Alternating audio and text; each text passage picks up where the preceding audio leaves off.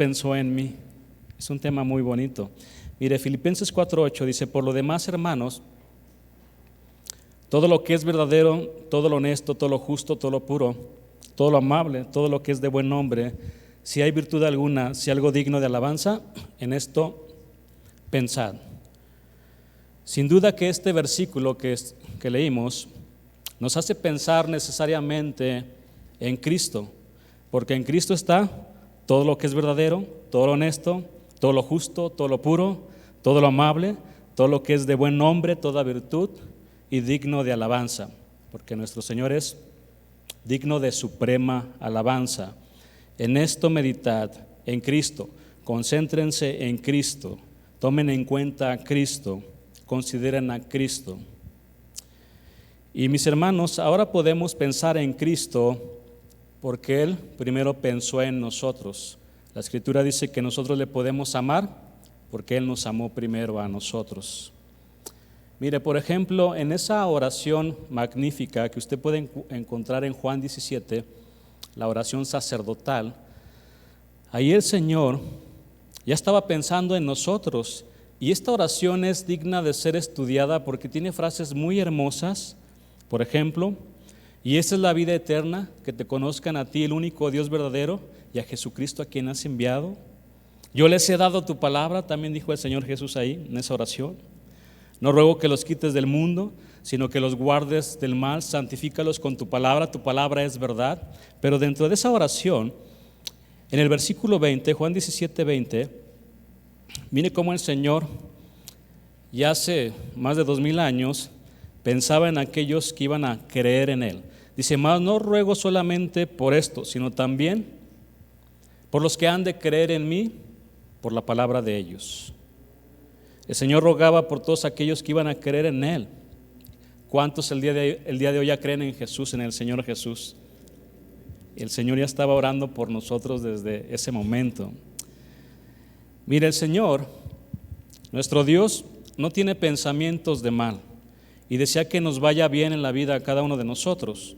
Usted nunca verá al Señor deseando el mal a nadie, jamás. Dios desea que las personas vivan felices, no quiere que vivan en constante desgracia, hundidos en el pecado. Tampoco Él celebra que las personas se vayan al infierno.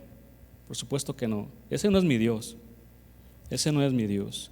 Porque solamente nuestro Dios, que es bueno, recto y santo, pueden existir pensamientos de bondad, de paz, de bien para cada uno de nosotros. Así lo manifiesta también el profeta Jeremías. En Jeremías 29:11, por ejemplo, dice: porque yo sé los pensamientos que tengo acerca de vosotros, dice Jehová. ¿Pensamientos de qué? De paz y no de mal, para daros el fin que esperáis. Y bueno, el contexto es muy, muy hermoso de este versículo, porque el Señor le dice a Jeremías: escribe una carta, llévasela al pueblo que estaba capturado allí en Babilonia. Y le manda una carta el Señor por medio de Jeremías y le dice: vivan allí en Babilonia, construyan, rueguen por esa ciudad, no salgan, van a tener 70 años y después de eso yo los voy a sacar. Y les dice esta palabra: porque yo sé los pensamientos que tengo acerca de vosotros, dice Jehová, pensamientos de paz y no de mal. Mire, en Jesús nunca hubo pensamientos de mal contra las personas. El Señor nunca tuvo un pensamiento de amargura, de codicia, nada de eso, mis hermanos, ni de venganza contra nadie. En los evangelios vemos a nuestro Señor haciendo bienes. Él caminó en este mundo perdonando, sanando, restaurando, edificando todas las vidas, porque siempre pensaba en el bien de los demás. En todos los evangelios vemos al Señor Jesús procurando y deseando el bien para todos, inclusive para sus enemigos. Precisamente por eso el Señor nos enseñó a amar a nuestros enemigos y a bendecir a aquellos que nos maldicen, a que dejemos de pensar ya en nosotros y pensemos en el bien de los demás. Por ejemplo, si algún día una persona que le ha hecho mucho daño la está pasando mal, no diga para que se le quite. No, mi hermano, no diga eso. Mejor tenemos que orar por ellos Y en este caso, si esa persona que le ha lastimado, que ha hablado inclusive mal de usted, algún día no tiene para comer, llevémosle de comer a esa persona. Es lo que nos enseña la palabra. No nos alegremos de las desgracias de los demás, porque así no se conduce uno que quiere seguir las pisadas del Maestro. Usted nunca verá al Señor haciendo tal cosa. Mira, qué bueno que está enfermo y que le va mal en la vida. Jamás. Él tenía compasión de la gente. Sus pensamientos son de bien, no de mal. Y en los evangelios vemos a nuestro Señor, les decía, sanando, liberando, predicando la palabra, siempre pensando en el bien de todos. Les leo un versículo, Mateo 4:23.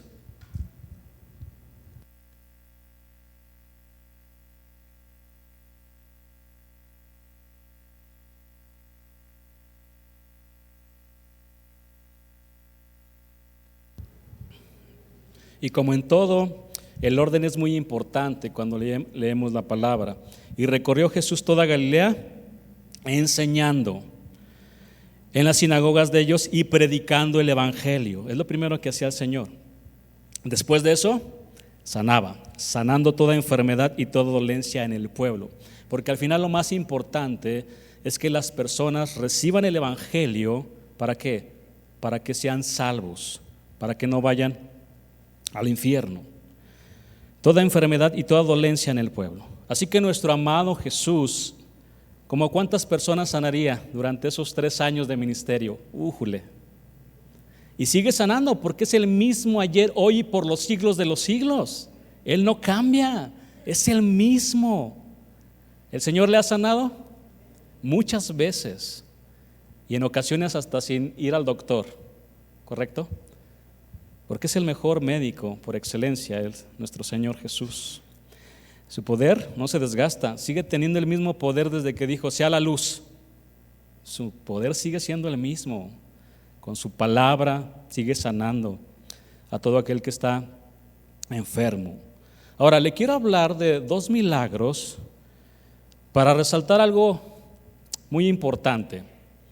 Sobre todo que el Señor estaba pensando constantemente en hacer el bien, ¿sí? El primer milagro a donde lo quiero llevar es el milagro de las bodas de Caná de Galilea, Evangelio de Juan, capítulo 2. No vamos a tener todo el tiempo para ver cada versículo, pero ahí el Señor fue invitado a una boda. ¿A cuánto les gusta ir a las bodas? Por supuesto, bodas cristianas, donde se honra al Señor, donde el varón se consagra a su mujer y la mujer se consagra a su esposo, donde se dedican exclusivamente. Vea qué importante es para nuestro Dios esto, porque de acuerdo a muchos eruditos de la palabra, señalan que el primer milagro que hizo el Señor Jesús fue en una boda, convirtiendo el agua en vino. El Dios 3 veces santo en esa boda fue invitado, presenciando la unión entre un hombre de verdad y una mujer como Ruth también, ¿verdad? Una mujer sabia, una mujer que ama al Señor. ¿Por qué les digo esto? Porque si usted analiza también los evangelios, usted se dará cuenta de que el evangelio de Marcos y Lucas, ellos mencionan que el primer milagro se dio en una sinagoga, donde el Señor entró y expulsó el demonio de un hombre, un espíritu inmundo, dice la Escritura. Y para Mateo, él menciona que el primer milagro fue un hombre leproso que llegó delante del Señor y le dijo, Señor, si quieres puedes limpiarme. Quiero. Se limpió. Pero bueno, todos coinciden de que este es el primer milagro. Ahí fue invitado el Señor Jesús. Ahora, sin duda, les quiero mencionar esto, que al contraer matrimonio, mi hermano, literalmente estamos entrando a un terreno sagrado. No sé si usted se ha dado cuenta de eso. Así como servir al Señor es entrar a un terreno sagrado, es lo mismo cuando uno entra a este matrimonio delante del Señor. Pero mire, todo era gozo, todo era alegría, y de repente hubo un problema. ¿Cuál? Se acabó el vino. María se le acerca al Señor y le dijo, no tienen vino. le dice al Señor. Jesús le dijo, ¿qué tienes conmigo, mujer? Aún no ha venido mi hora. Aún no ha venido ese momento en el cual yo tengo que ir a la cruz del Calvario. Y hay algo muy interesante también que le dice María a aquellos que estaban sirviendo. Le dice una frase muy interesante. Le dice, hagan todo lo que Jesús les diga. Es el mejor consejo que les podemos dar a nuestros hijos, a nuestros jóvenes. Una mamá aquí diciendo, hagan todo lo que Jesús les diga. Y todo lo que Jesús nos dice está en su palabra, desde Génesis hasta Apocalipsis. Todos sus mandamientos, toda su palabra. El Señor les dijo a los sirvientes que llenaran las tinajas de agua, y los que estaban sirviendo fueron obedientes, las llenaron hasta arriba, dice la palabra, y después de eso las llevaron al maestro de ceremonias. Cuando el maestro de ceremonias probó el agua que fue transformada en vino por Jesús, llamó al esposo y le dijo lo siguiente: todo hombre sirve primero el buen vino, y cuando ya han bebido mucho, entonces el inferior, el de poca calidad. Mas tú has reservado el buen vino hasta ahora. Tú has reservado el mejor vino hasta ahora. ¿Por qué dijo esto? Porque ese vino que ahora ya estaba transformado, el agua en este vino, era de excelentísima calidad. ¿Sabía que nuestro Dios nunca da lo que sobra, lo que le sobra, lo que es más barato? Jamás. Dios siempre da lo mejor de lo mejor. Dios Padre entregó a su Hijo, a su amado Hijo por nuestros pecados. Nuestro Señor, al entregar su vida en la cruz por nosotros, Él dio ¿cuánta sangre? ¿Una gota de sangre? Toda su sangre, preciosa sangre, de altísima calidad, excelente sangre.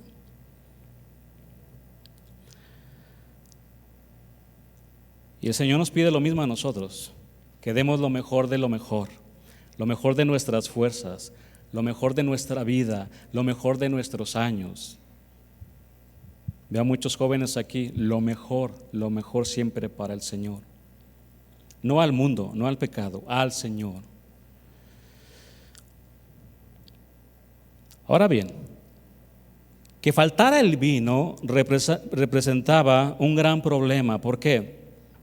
Porque era una falta de respeto a los invitados, porque tomar agua en esos tiempos era medianamente recomendable debido a que podía estar contaminada. Por eso tomaban vino. Y esto lo podemos comprobar con lo que le dijo Pablo a Timoteo: ya no bebas agua, sino usa de un poco de vino. Dice un poco, ¿verdad? No una botella completa ni un poco de vino. Por causa de tu estómago y de tus frecuentes enfermedades. Además, que faltara el vino hubiera motivado a los invitados a opinar sobre el descuido del desposado de no proveer lo suficiente para la fiesta. Sígame en esto. El Señor, al realizar este milagro, resolvió un problema que tenían los novios. Y note conmigo, Jesús siempre estaba pensando en hacer el bien a los demás. El siguiente milagro que lo quiero llevar está en Marcos 8. Hemos visto un milagro en donde el Señor lo ha hecho de calidad, de excelentísima calidad. Ahora vamos a un milagro en donde vamos a ver un milagro de cantidad, porque el Señor, cuando quiere bendecir a alguien, Él abre sus manos y derrama de su bendición. Tenemos un Dios que es muy generoso. Y aquí en el capítulo 8, el Señor usó 7 panes para alimentar a una multitud cercana a los 4,000 hombres. Ahora sí leamos estos versículos, si usted es tan amable de ir a Marcos 8, versículo 1 y versículo 2.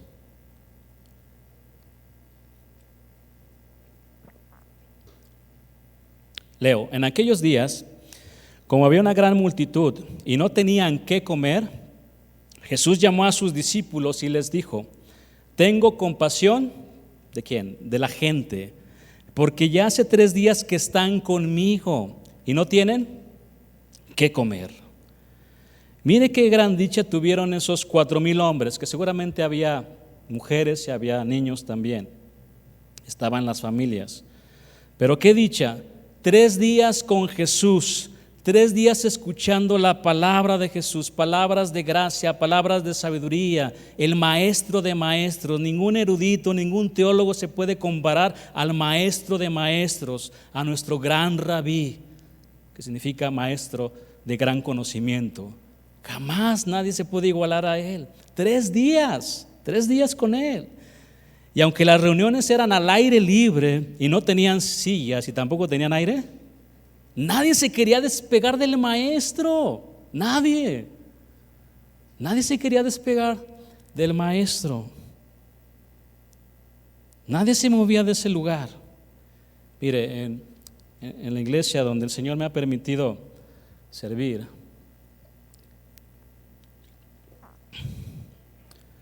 hay 2 hermanitas. Una hermanita pude ir a su casa, está muy lejos, y la verdad es que es de las más constantes y más fieles. Y de hecho las 2 llegan con su bastón, las 2 hermanitas. Y digo, wow, qué ejemplo nos dan estas hermanas. Porque aquí vamos a seguir leyendo algo muy interesante. Sigamos leyendo. Versículo 3. Y si los enviaren ayunas a sus casas, se desmayarán en el camino, pues algunos de ellos han venido de lejos. Recuerde que en aquellos tiempos no tenían camiones, no tenían automóviles, menos aviones. Y la manera de ellos de transportarse, de llegar a cierto lugar era caminando, porque la gente era pobre. Aquellos que tenían dinero regularmente se movían a través de los dromedarios o de los camellos. En otras palabras, tener un dromedario en aquellos días era como traer un BMW, un Audi, ¿sí? Para que me entienda mejor. Venían de muy lejos. Sigamos leyendo. Sus discípulos le respondieron: ¿de dónde podrá alguien saciar de pan a estos aquí en el desierto? Él les preguntó: ¿cuántos panes tenéis? Ellos dijeron: 7. 7 panes. Todos comieron, se saciaron y recogieron de los pedazos que sobraron 7 canastas. El 7 representa perfección, madurez, crecimiento. El Señor con este milagro les estaba dando una gran lección a sus discípulos para que confiaran en Él en medio de la escasez. Confiemos en el Señor. Pero vea, el Señor siempre pensando en el bien de los demás. Tengo compasión de la gente, no han comido. En una ocasión también los discípulos se le acercaron: Maestro, no vas a comer, estás muy cansado. Mi comida es hacer la voluntad de aquel que me envió. Siempre el Señor poniendo lo espiritual por encima de lo material e inclusive de la comida. Porque no solamente de pan vivirá el hombre, sino de toda palabra que sale de la boca de Dios. En el camino al Gólgota, con su cuerpo todo lacerado, deshidratado y con sus músculos a punto de sucumbir por la golpiza que había recibido, dice la palabra que había unas mujeres que hacían lamentación por él. Voy a leer este versículo, Lucas 23, 28. Dice así la palabra: pero Jesús, vuelto hacia ella, les dijo: hijas de Jerusalén, vea lo que dice el versículo. No lloréis, no lloren por mí, sino llorad por vosotras mismas y por vuestros hijos. Aún en esos momentos que estaba muy cerca de ser crucificado, él pensaba más en el prójimo que en sí mismo.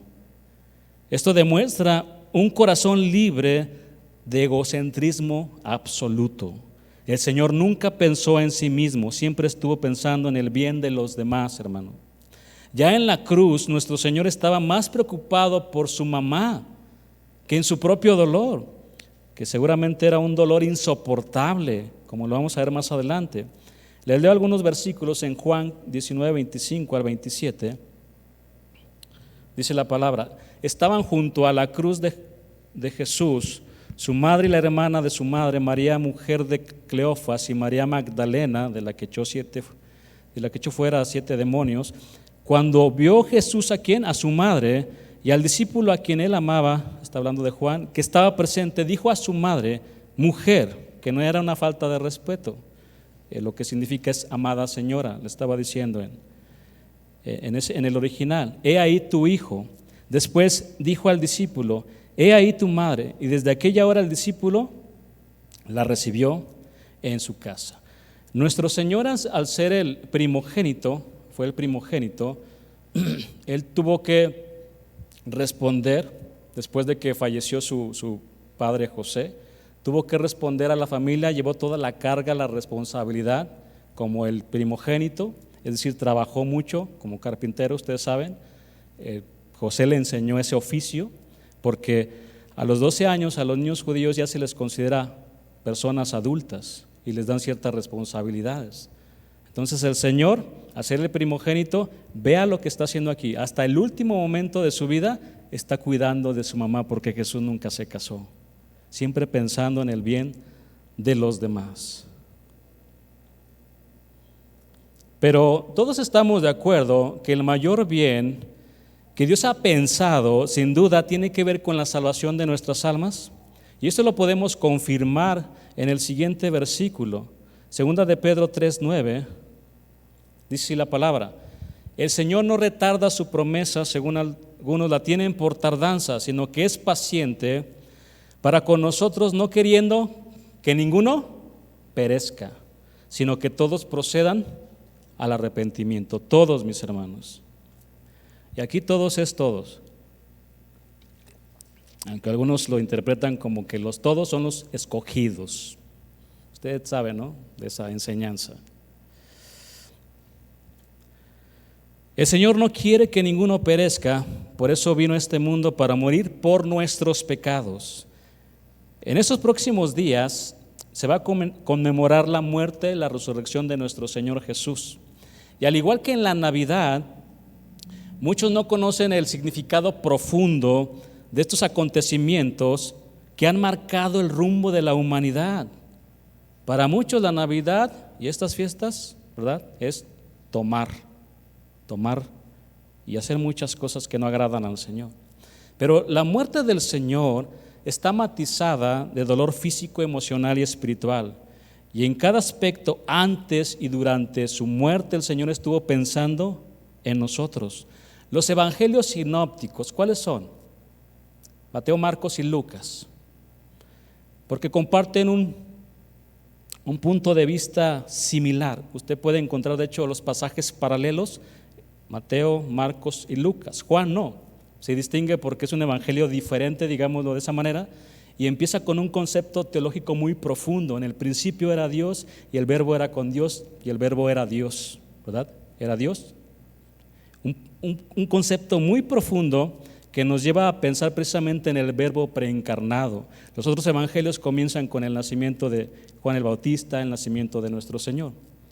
Pero en los evangelios sinópticos, aquí se le dedica una tercera parte de la última semana de Jesús y una muy buena porción al último día del Señor antes de ser crucificado. Esto nos muestra la gran importancia que Mateo, Marcos y Lucas le dieron a los padecimientos del Señor Jesús. Y permítame leerle un comentario sobre esto. Aunque siempre fue inefablemente grande, se puede decir con toda reverencia que nunca fue tan grande como durante esos días de tan horrenda calamidad. Todo cuanto había en él de sublime y tierno, los aspectos humanos y divinos de su personalidad, se manifestaron como nunca lo habían hecho. Hay un canto muy bonito,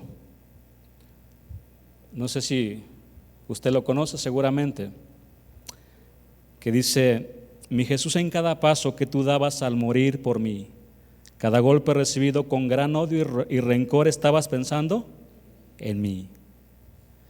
Y quiero compartirle algunos sucesos antes de que el Señor muriera en la cruz del Calvario. De hecho, comienza ahí cuando dice la palabra que salieron hacia el monte, hacia el Getsemaní, al huerto.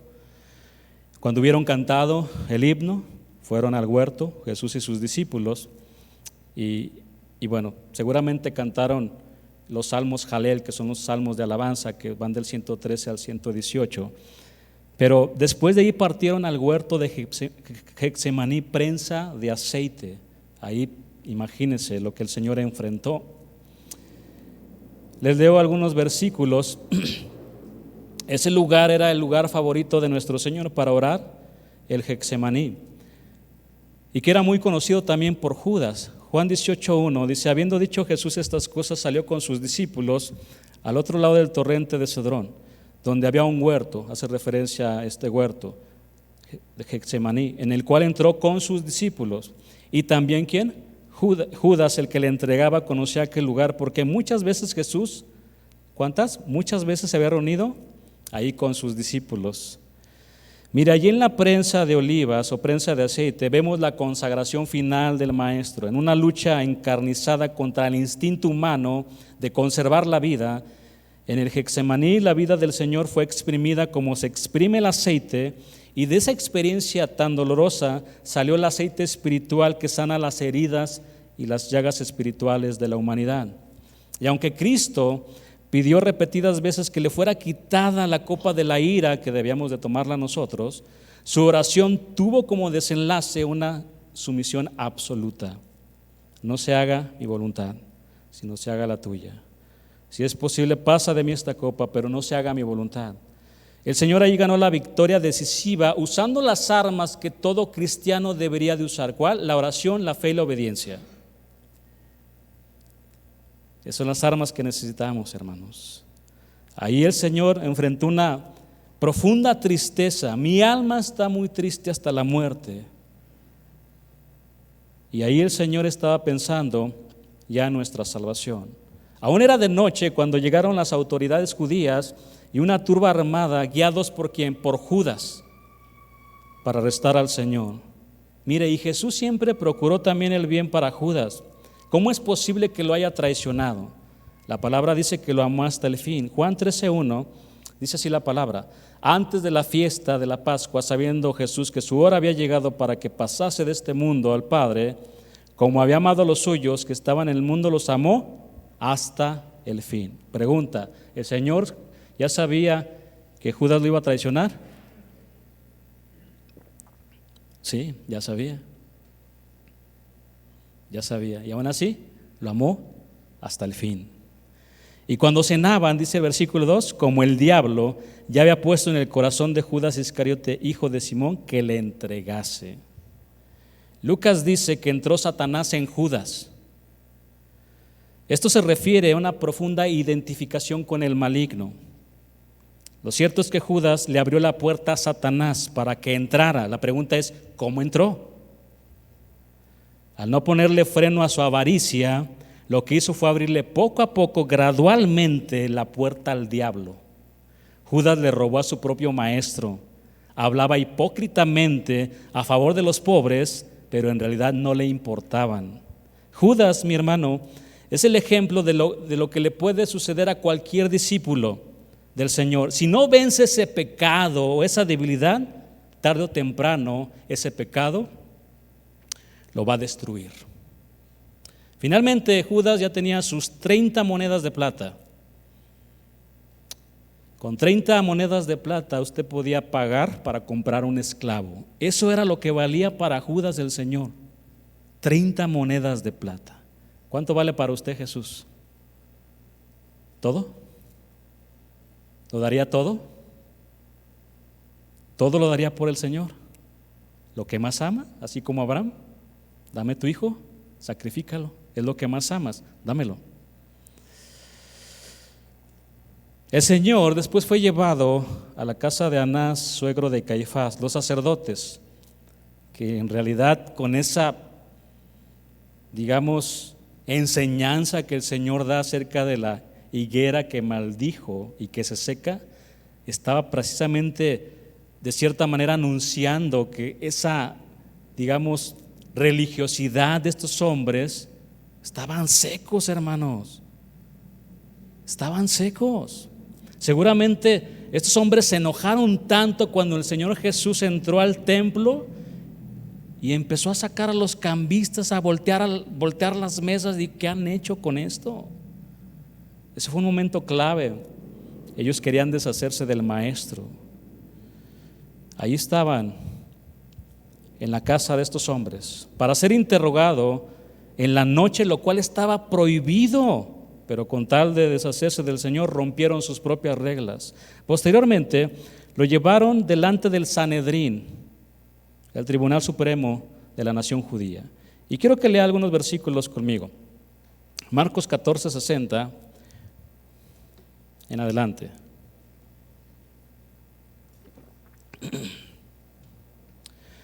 Entonces el sumo sacerdote, levantándose en medio, preguntó a Jesús diciendo: ¿no respondes nada? ¿Qué testifican estos contra ti? Mas él callaba y nada respondía. El sumo sacerdote le volvió a preguntar y le dijo: ¿eres tú el Cristo, el Hijo del Bendito? Y Jesús le dijo: yo soy, y veréis al Hijo del Hombre sentado a la diestra del poder de Dios y viniendo en las nubes del cielo. Vea la promesa, el Señor viene otra vez. Aquí encontramos esta promesa de Dios. Entonces el sumo sacerdote, rasgando su vestidura, dijo: ¿qué más necesidad tenemos de testigos? ¿Habéis oído la blasfemia? ¿Qué os parece? Y todos ellos le condenaron, declarándole ser digno de muerte. Y algunos comenzaron a escupirle y a cubrirle el rostro y a darle puñetazos y a decirle: profetiza, y los alguaciles le daban de bofetadas. Aquí comenzó una serie de golpes que no iban a parar. De hecho, yo me atrevería a decir que desde que el Señor fue arrestado, ni siquiera pudo dormir. No pudo dormir. Se la pasó orando toda la noche en el huerto, lo arrestaron, lo castigaron muy brutalmente, yo diría, y ya no pudo dormir ni siquiera del dolor. Es algo realmente impresionante, ¿no? Ahí podemos notar el gran amor de Dios por nosotros. De tal manera Él nos ha amado. Y Él estaba siempre pensando en nosotros, en nuestra salvación. Ante la actitud callada de Jesús, Caifás perdió la paciencia y le exigió que contestara claramente si Él era el Mesías. La respuesta del Señor: era muy importante esta pregunta, porque si Él decía que no era el Mesías, toda acusación se venía abajo y esto lo dejaba en libertad. En cambio, si respondía que sí era el Mesías, estaba afirmando su propia sentencia de muerte. Y en esa respuesta estaba pensando en usted y en mí. Gracias a Dios. La respuesta del Señor fue categórica: yo soy, y veréis al Hijo del Hombre sentado a la diestra del poder de Dios y viniendo en las nubes del cielo. Esta respuesta tiene un peso teológico muy impresionante, porque lo que estaba haciendo el Señor Jesús es llevarlos a Daniel, ahí donde se ve al Hijo del Hombre viniendo en una nube. Estaba el anciano de días, que es un título que se le da al Señor por ser eterno, y le da el poder, la autoridad al Hijo del Hombre. Estaban entendiendo bien estos religiosos. Blasfemia, dijo Caifás, y pidió que lo condenaran. El concilio lo declaró culpable y reo de muerte. Entonces los guardias del templo dieron rienda suelta a sus instintos más bajos y crueles. Comenzaron a escupirle, a cubrirle el rostro con un paño para que no viera quienes abusaban de él. Se entiende después de estos golpes que el rostro del Señor estaba amoratado, estaba muy lastimado. Mire, el texto no dice cuándo pararon de hacer tal atrocidad contra el hombre más bueno, justo y santo que ha existido. Y al amanecer, los miembros del Sanedrín se reunieron para condenar oficialmente al Señor y se dispusieron para entregarlo en las manos de un gentil llamado Pilato, para que se cumpliese la escritura: entregado a los gentiles. Pilato no quería matar al Señor, y para sensibilizar los corazones de aquellos que lo querían ver en la cruz, mandó que lo flagelaran. Usaron el flagelum, que era un látigo con unas correas de cuero, y en la punta tenían hasta huesos afilados o también metales, que tenían toda la intención de, al momento de pegar, ustedes saben, ¿no? Bueno, hay una película, ¿no?, muy famosa que puede ilustrarlo. Pero se ponían dos soldados romanos y alternadamente le pegaban.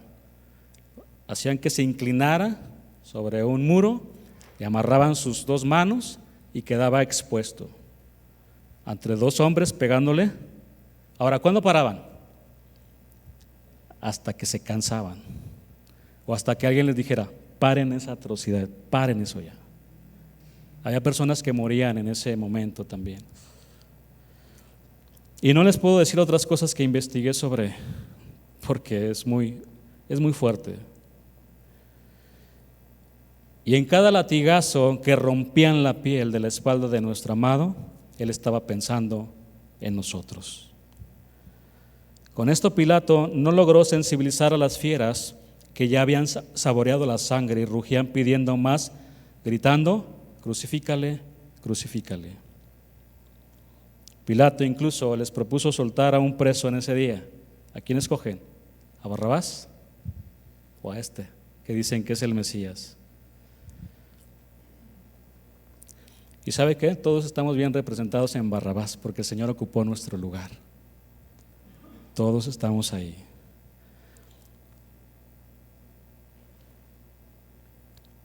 Sigo leyendo aquí en Marcos 15:15. Dice la palabra: y Pilato, queriendo satisfacer al pueblo, les soltó a Barrabás y entregó a Jesús después de azotarle para que fuese crucificado.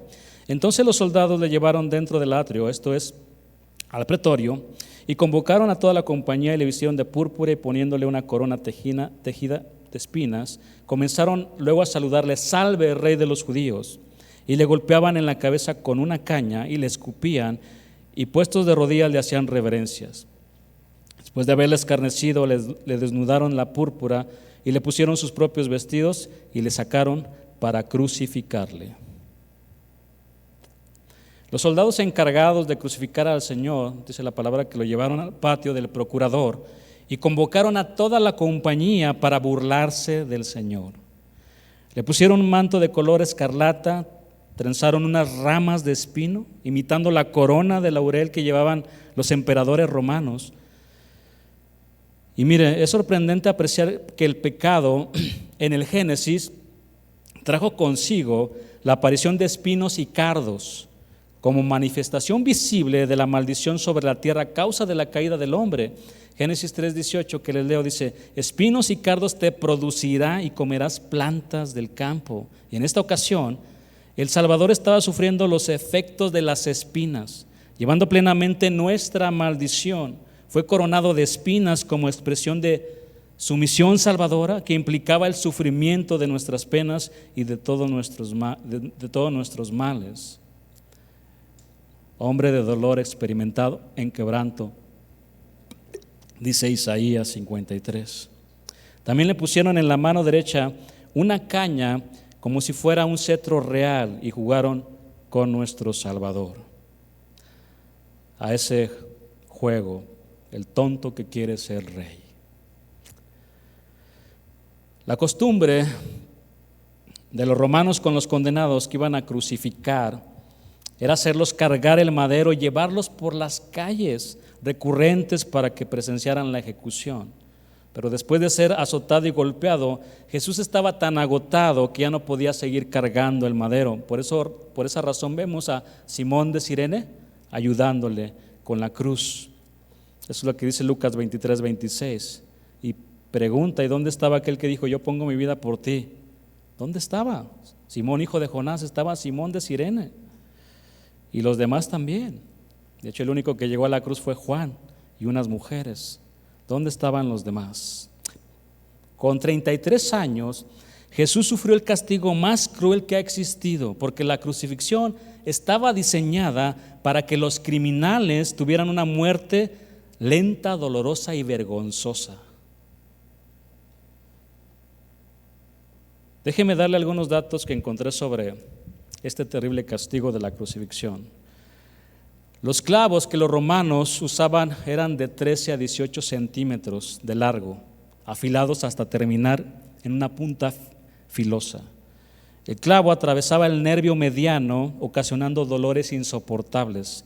Al romperse ese tendón y por tener sus muñecas clavadas, Jesús fue obligado a forzar todos los músculos de su espalda para poder respirar. Los soldados procedieron a clavarle los pies en el madero, triturando los nervios de los pies. Y al estar en posición vertical, sus brazos se estiraron intensamente, probablemente 15 centímetros de largo, y ambos hombros debieron haberse dislocado lo que confirma el Salmo 22:14, y todos mis huesos se descoyuntaron. Una vez que la persona era colgada en posición vertical, tenía una muerte lenta y agonizante por asfixia. A medida que se reduce el ritmo respiratorio, entra en lo que se denomina acidosis respiratoria. El dióxido de carbono de la sangre se disuelve como ácido carbónico, lo cual causa que aumente la acidez de la sangre. Finalmente, eso lleva a un pulso irregular. De hecho, al sentir que su corazón latía en forma errática, Jesús se dio cuenta de que estaba a punto de morir, y es entonces que pudo decir: Padre, en tus manos encomiendo mi espíritu. Y luego posiblemente nuestro Señor murió de un paro cardíaco. Para acelerar la muerte, los soldados quebraban las piernas de los crucificados utilizando una lanza. ¿Y se acuerda de esa profecía que le da Simeón? Una espada, una lanza traspasará tu corazón, le dice a María. Y yo me imagino a María sufriendo como mamá del Señor ahí, y pudo recordar esa profecía. Para acelerar la muerte, repito, los soldados quebraban las piernas de los crucificados utilizando una lanza. Eso evitaba que la persona se empujara hacia arriba con las piernas para poder respirar, así que la muerte le seguía en cuestión de minutos. Los huesos de Jesús no fueron quebrados como ocurrió con los otros dos que murieron a su lado. Ya no era necesario quebrar sus piernas. Jesús estaba muerto, derramó toda su sangre, excelente sangre, preciosa sangre. Así se cumplió la profecía del Antiguo Testamento acerca del Mesías, donde se dice que ninguno de sus huesos sería quebrado.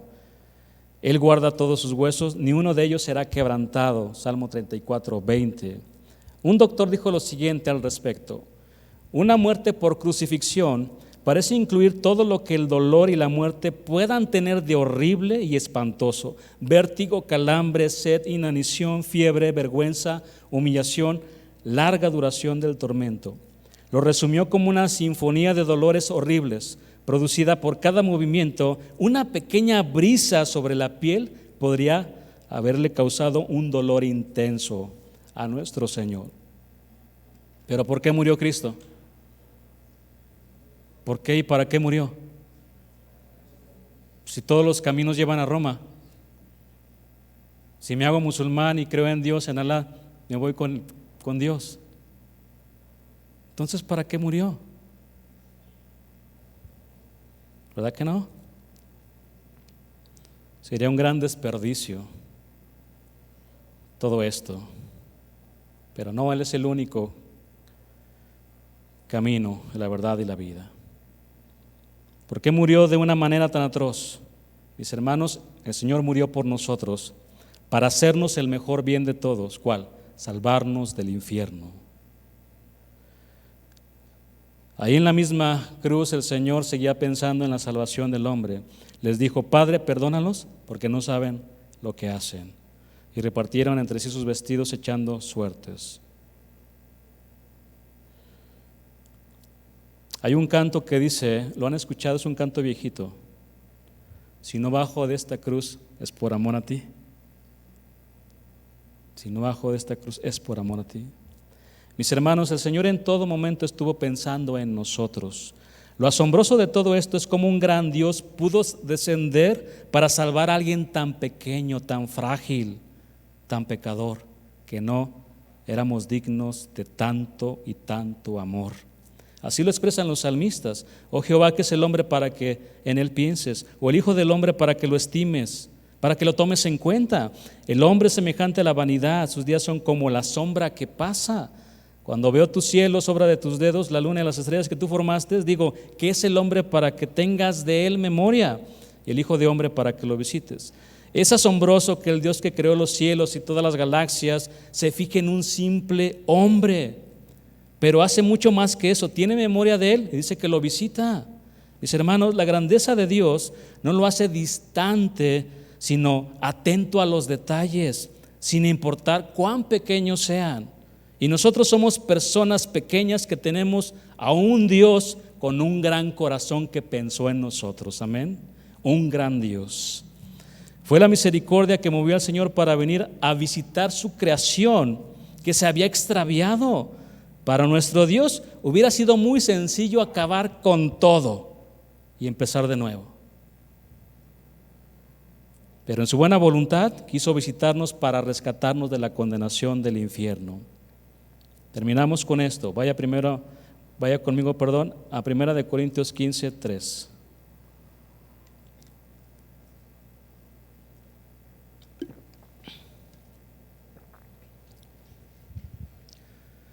Porque primeramente os he enseñado, dice el apóstol Pablo, lo que asimismo recibí, que Cristo murió por nuestros pecados, no para hacernos ricos ni para otras cosas, murió por nuestros pecados, conforme a las Escrituras. Pero no pierda de vista, la palabra primeramente, protos en el griego, que denota lo primero, lo principal en tiempo, lugar, orden o importancia.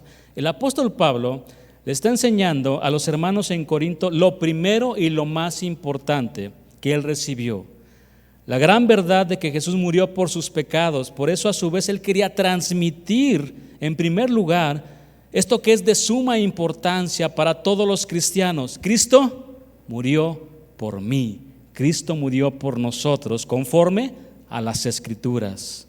Mis hermanos, claro está que nuestro amado Salvador murió en la cruz por cada uno de nosotros, y no solo murió, sino que ocupó nuestro lugar.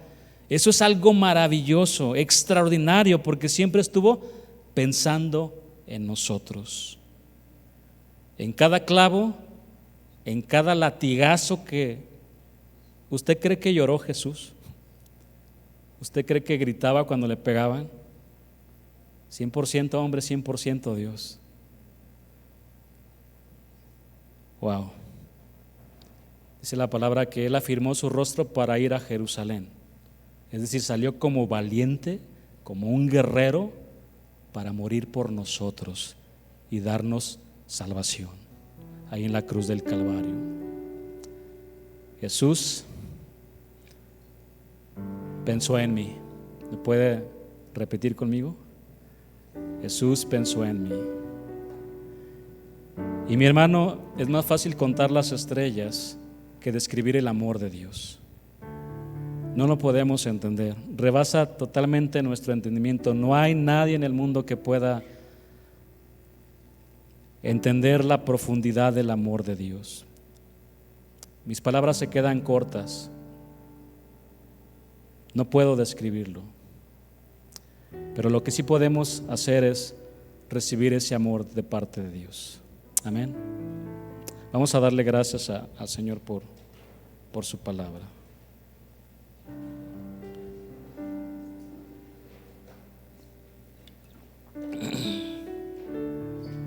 Llevemos este mensaje, como alguien decía ahorita, a las personas que no conocen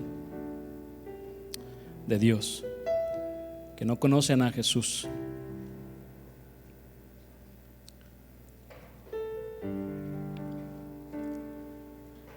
Para que entreguen sus vidas. ¿Cuántos de ustedes recuerdan ese momento de entrega al Señor? ¿Sí lo recuerdan? Yo perfectamente lo recuerdo, porque el Señor fue preparando mi corazón y tenía una Biblia católica, y yo de manera muy sincera le decía al Señor: Señor, es que hay tantas religiones en el mundo, estoy muy confundido. Y el Señor de una manera extraordinaria me llevó a Juan 14:6. Y ahí el Señor iba preparando mi vida y me decía: es que tú no tienes que buscar al hombre, no tienes que buscar una religión, tú tienes que seguirme a mí, porque yo soy el camino, la verdad y la vida. Y el Señor iba preparando mi corazón hasta que un momento el pastor dijo: ¿alguien quiere pasar al frente? Yo pasé al frente, recuerdo ese momento, y empecé a llorar. Ahí el Señor estaba lavando de mi vida de tanto pecado. Y saber que el Señor ya estaba pensando en cada uno de nosotros. Él nos conoce antes de que llegáramos a la existencia, imagínense. Él siempre ha pensado en un bien y ha pensado en nosotros. Y el mayor bien que ha hecho el Señor por nosotros es entregar su vida en la cruz del Calvario. Él ha pensado en nosotros y aquí estamos. Señor, te damos la gloria, te damos la honra, la alabanza y gracias, Señor, porque estuviste pensando en cada uno de nosotros. Gracias, Señor. ¿Qué somos, Dios, delante de ti? ¿Qué somos? Pero aún así te humillas para vernos. Gracias por tu amor, por tu misericordia y por tu gracia, Señor. Te adoramos, te exaltamos, rendimos nuestro corazón, rendimos nuestro ser.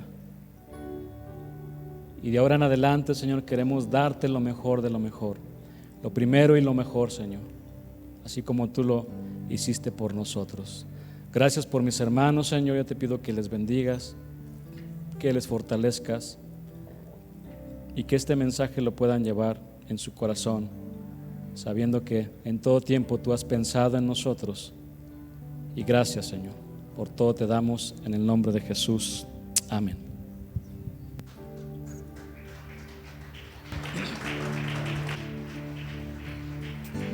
Mi Jesús, en cada paso que tú dabas al morir por mí, cada golpe recibido con gran odio y rencor. Mi Jesús, en cada paso que tú dabas al morir por mí, cada golpe recibido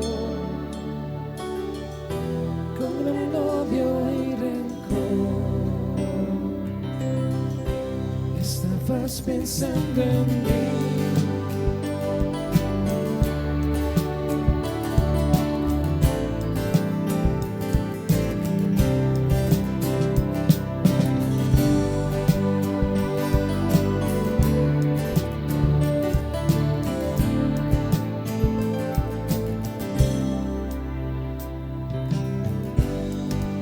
Oh, qué amor, cuánto amor, en el camino a la cruz manifestaste tu amor por mí. Oh, qué amor, cuánto amor, en el camino a la cruz manifestaste tu amor por mí.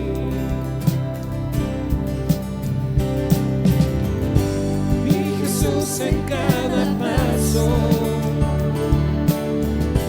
que tú dabas al morir por mí,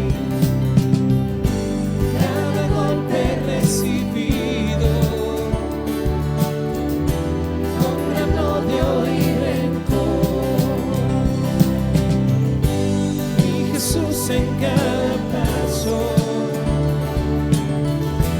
que tú dabas al morir por mí, cada golpe recibido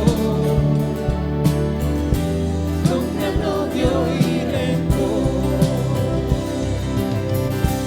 Estabas pensando en mí, estabas pensando en mí,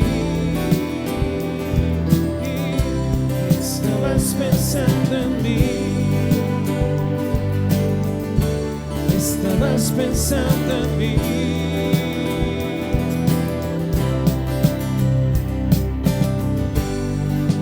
Oh, qué amor, cuánto amor. Quiero vivir, quiero morir para vivir y compartir este gran amor. Oh, qué amor, cuánto amor, quiero morir para vivir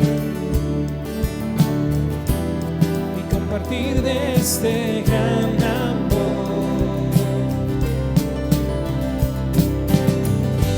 Y Jesús, en cada paso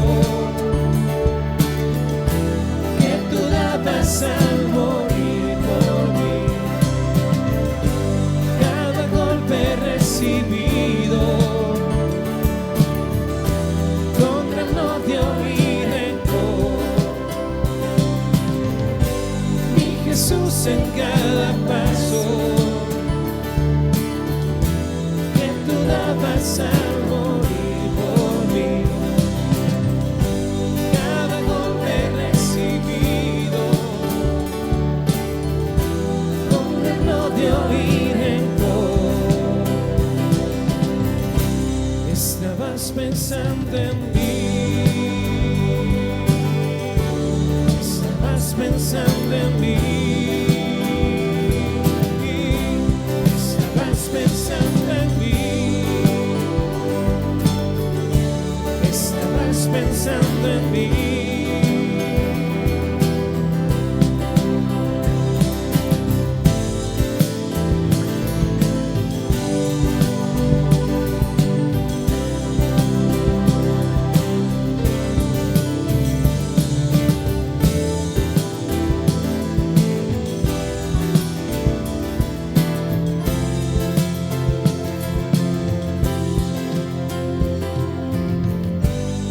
Jesús, en cada paso que tú dabas al morir por mí, cada golpe recibido con gran odio y rencor. Mi Jesús, en cada paso que tú dabas al morir por mí, cada golpe recibido con gran odio y rencor. Mi Jesús, en cada paso que tú dabas al morir por mí, cada golpe recibido con gran odio y rencor. Estabas pensando en mí, estabas pensando en mí, estabas pensando en mí, estabas pensando en mí.